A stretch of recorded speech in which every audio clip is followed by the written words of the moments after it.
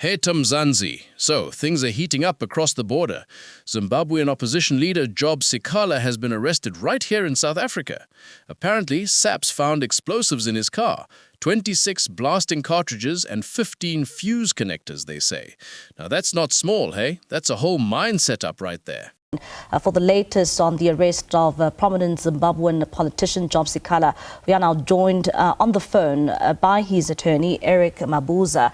And Eric, thank you so much for your time this evening here on SABC News. Maybe let's start off here. Is it true that Job Sikhala has indeed been arrested in South Africa, in the capital? Yeah, good evening. I can confirm that indeed he's currently in detention over allegations of being in possession of explosives. Obviously, it's an allegation which he denies. He says that it seems that there's foul play because when he went out with his uncle for dinner, he was not carrying any explosives, but somehow those explosives found themselves in his car when he was driving out. So are these the charges he's facing in South Africa for carrying explosives in South Africa? Yes, that's correct. Have you been able to speak to him? What is he saying about this issue?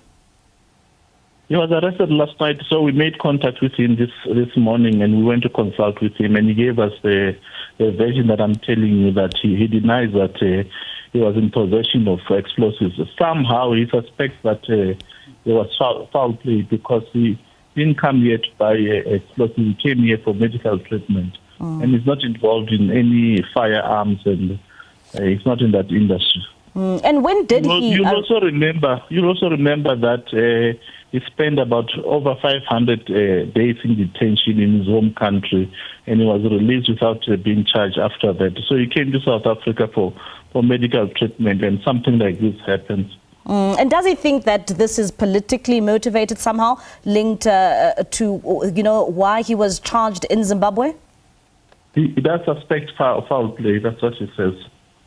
Just remember, he's a human rights lawyer. He's a peaceful person.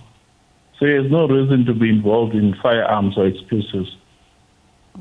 And when is he expected to appear in court? He's expected to appear in court on Monday. But fortunately, the police that are involved in the matter are very cooperative. They even went to the mall where his car was parked to check the footage. So I think that process will be completed over the weekend or on Monday. So we'll know on Monday whether they formally charge him or they've found evidence to exonerate him. And do we know whether he is also receiving some assistance from lawyers from Zimbabwe? I have no idea about that. But you know what's crazy?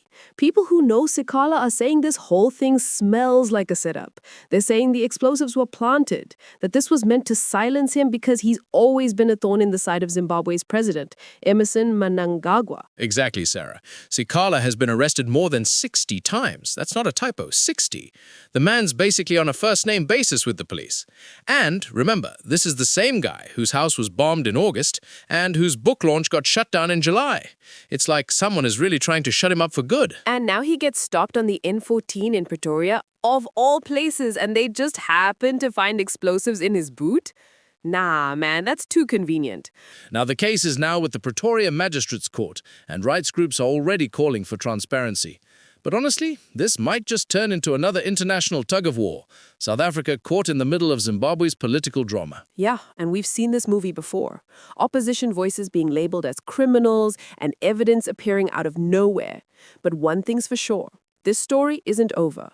We'll be watching to see what happens in court and whether this was really about explosives or just about silencing another voice of dissent.